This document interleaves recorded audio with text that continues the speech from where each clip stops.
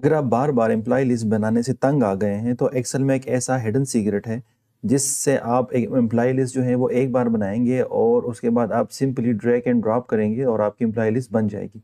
जैसे यहाँ पे मेरे पास एक एम्प्लॉय लिस्ट है और उसको मैं सिंपली ड्रैग एंड ड्रॉप कर रहा हूँ, तो मेरी जो है वो कंप्लीट लिस्ट जो है वो 21 एम्प्लॉयज़ की सिंपली यहाँ पे रिफ्लेक्ट हो रही है सिंपली ड्रैग एंड ड्रॉप करने से।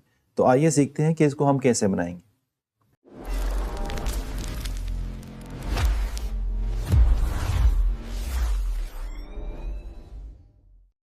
तो इसके लिए हम सबसे पहले फाइल पे क्लिक करेंगे यहाँ पे,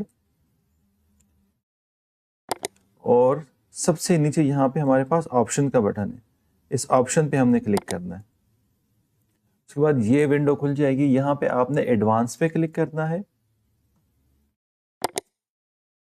और एडवांस के बाद आपने इस लिस्ट के सबसे नीचे आना है। सबसे नीचे यहाँ पे ये लिखा हुआ है एडिट कस्टम लिस्ट, इस एडिट कस्टम लिस्ट पे आपने क्लिक करना है, तो ये विंडो खुल जाएगी। अब यहाँ पे हमने इसको एक ही दफ़ा जो है वो लोकेशन देनी है कि एम्प्लॉय लिस्ट हमारी जहाँ पे है वो टोटल लिस्ट हमने यहाँ पे इसको लोकेशन दे देनी है।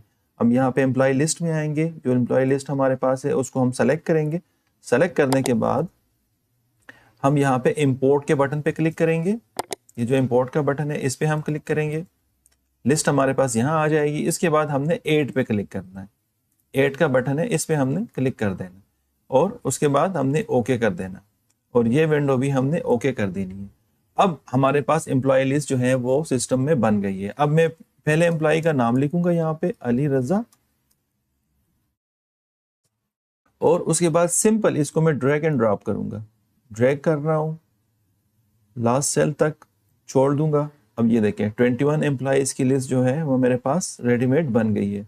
अब इसमें एक और भी चीज़ है, अगर आप चाहते हैं कि किसी और एक्सेल शीट में भी मेरे पास ये लिस्ट आ जाए, मतलब कि सिंपल इस शीट में नहीं किसी और वर्कशीट में भी यही जो है वो लिस्ट मेरे पास रिफ्लेक्ट हो, तो आपको कुछ भी नहीं करना पड़ा, ये आपके सिस्टम में एक्सेल के सिस्टम में ये लिस्ट बन गई है। अगर हम जाते हैं किसी न्यू फाइल में, अब मैं यहाँ पे ब्लैंक वर्कबुक जो है वो ओपन कर रहा हूँ।